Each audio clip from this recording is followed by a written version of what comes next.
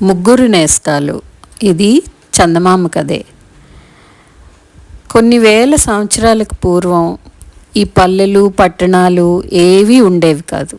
జంతువులు పశుపక్షాదులు నివసించే మహారణ్యంలోనే మానవులు కూడా కలిసిమెలిసి జీవించేవారు. అటువంటి ఒక కీకారణ్యంలో ఒక కుటుంబం, అనగా ఎంతోమంది కాదు, భార్య భర్త 10 ఏళ్ల కుర్రవాడును. ఆ కుర్రవాడి పేరు కురపన్న.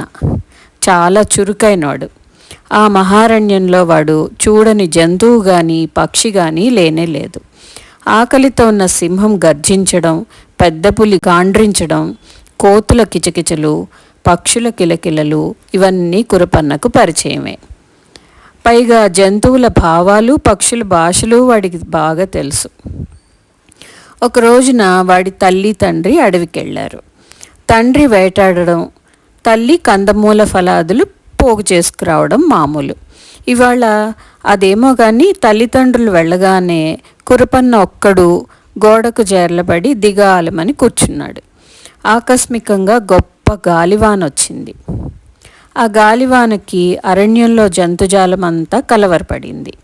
కురపన్న ఉండే గుడిసె దగ్గర మానుకు ఆనుకుని నివసించే కోతి, చెట్టు తొర్రలో నివసించే చిలుక, చిటారు కొమ్మ మీద ఉండే కోకిల ఒక్కచోట చేరుకున్నాయి. 3 ఒక్కసారిగా దిగి వచ్చి కురపన్న గుడిసె చేరుకునేసరికి కురపన్న చూసి ఎంతో సంబరపడ్డాడు. ఏంటి, ఇంతవరకు తనను పలకరించే ప్రాణే లేకపోయే.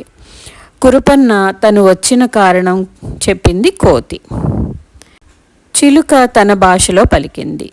కోకిల అలానే, సరే మీ ముగ్గురు వెచ్చగా ఇక్కడే ఉండండి, మా నాన్న అమ్మ రాగానే చెప్పి మీ సంగతి చూస్తాను అన్నాడు. ఆ మాటకు సంతోషం కొద్దీ కోతి కురపన్న చెయ్యి పట్టుకుని కిచకిచలాడింది. చిలుక ఉత్సాహంతో భుజం మీదకి ఎగిరెళ్ళి చిలుక పలుకులు పలికింది. చిన్నారి కోకిల కురపన్న తలపైన కూర్చుని తీయని సంగీతం పాడింది. ఇంతలో బయట ఏదో అలికిడైంది.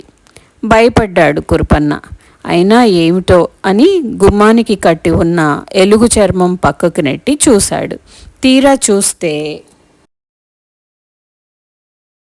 వచ్చింది కురపన్న తల్లి. తలుపు తీరా నాయనా అంది. కురపన్న తలుపు సందులోంచి మెల్లిగా నేస్తాలతో ఆడుకుంటున్నానమ్మా అన్నాడు. నేస్తాలు నేస్తాలు అంటున్నావు, వాళ్ళు మంచివాళ్లేనా అని మళ్ళీ అడిగింది వాళ్ళమ్మ. ఓ చాలా మంచివాళ్ళు అన్నాడు కురపన్న. అలా కాదురా అబ్బాయి, అడవిలో అందరూ మనకు నేస్తాలు కారు, నిజమైన నేస్తాలు కొద్దిమందే ఉంటారు. నీ నేస్తాలలో మోసకారి మొసలి లేదు కదా అంది. లేదు అన్నాడు కురపన్న నవ్వుతూ. నమ్మరాని నల్ల చిరుతపల్లి లేదు కదా అని మళ్ళీ అడిగింది. ఊహు అన్నాడు కురవన్న. పగబట్టే పాము లేదు కదా అని ఇంకా అడిగింది. లేదమ్మా లేదు అన్నాడు కురపన్న. కలివిడైన కోతి, చిత్రమైన చిలుక, కమ్మగా పాడే కోకిల నా నేస్తాలు అన్నాడు. కురపన్న నేస్తాలతో ఆడుకుందాం అనుకుని వాటిని కూర్చోమన్నాడు. కానీ ఎంత చెప్పినా కోతికి కుదురలేకపోయింది. అది ఒకచోట ఇమిడిగ్గా కూర్చోలేదు. చెంగు చెంగున గెంతులేసింది, ఉట్టులెక్కింది. దాని గంతులకు పాలు మజ్జిగలు ఒలికిపోయినాయి, తట్టలు తిరగబడినాయి. ఇలా చిందరవందర చేసి ఇల్లు తీసి పందిరి వేసేటంతటి అల్లరి చేసింది. కోతి చేసే అల్లరికి కురపన్న భయపడ్డాడు. వాళ్ళ అమ్మా నాన్న వచ్చి కోపడతారేమో అని హడిలిపోయాడు. ఎంతగానో చెప్పి చూశాడు కోతి నేస్తానికి.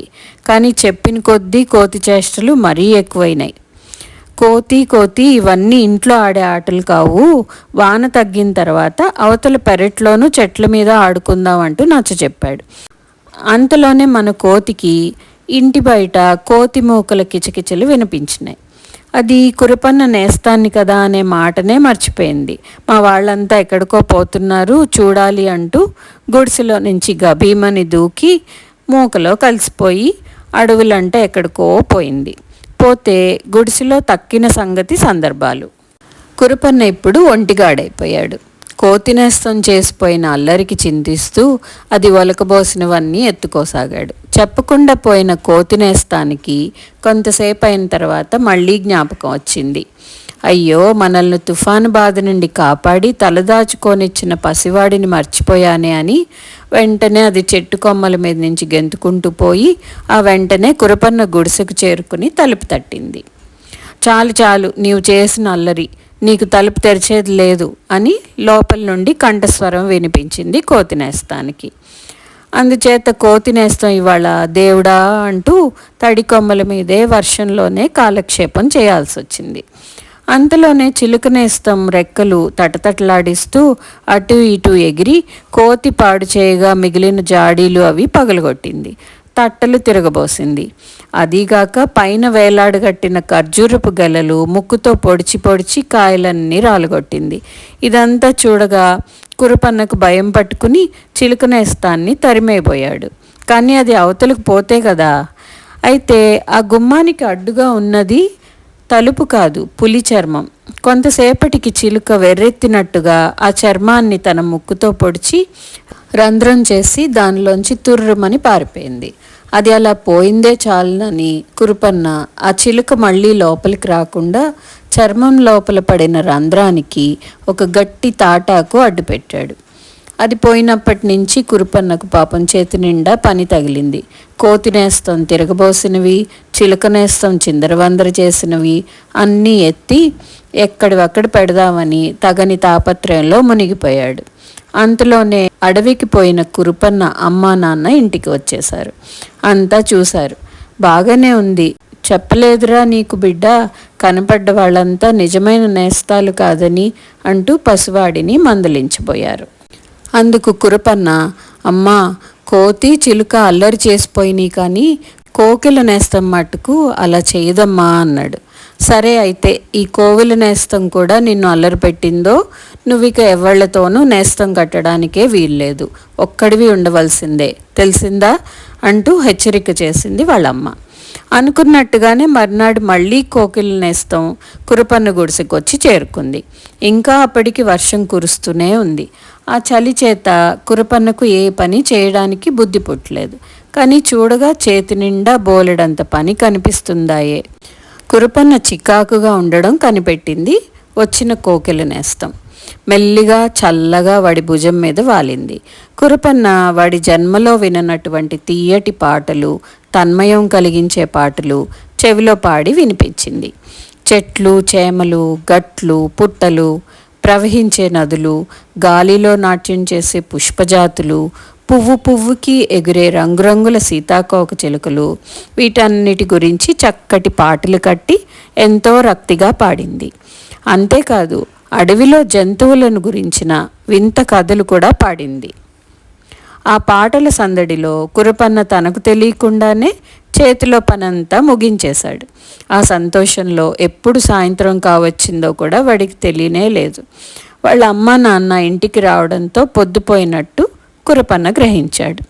పెద్దవాళ్ళు కోకిల సంగతి విని చాలా ఉత్సాహపడ్డారు. ఈనాటికి నువ్వు నిజమైన నేస్తాన్ని పట్టావురా నాయనా అన్నది వాళ్ళమ్మ. అందుకు వాడు, అవును, మనం చేసినట్టు చేస్తుంది కోతినేస్తాం, మనం చెప్పినట్టు పలుకుతుంది చిలుకనేస్తాం, కానీ కోకిల అలా కాదు, స్వంతంగా తీయటి పాటలు పాడి అది తన ఆటపాటలతోనే మనుషుల చేత ఎంత పనైనా చేయించగలదు, అందుకనే ఇది నాకు నిజమైన నేస్తం అన్నాడు కురపన్న. బాగుందా? ముగ్గురు నేస్తాలు కదా.